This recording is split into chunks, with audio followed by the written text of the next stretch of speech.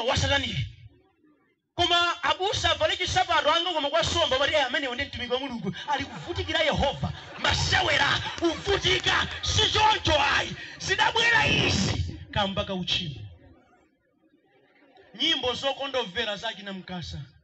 tikakhala ife chaurana riwala watifulatira amayo kunyadira kukakokoseni kuchola angazikuyenda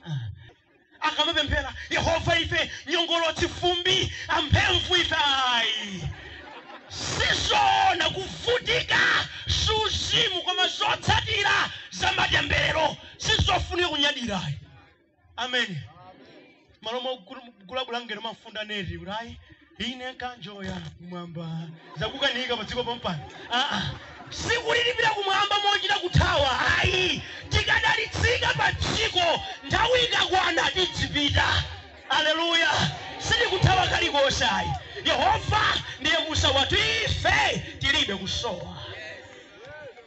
haleluya Amen. kwinaku ndi chifukwa chakuvuta kwa zinthu.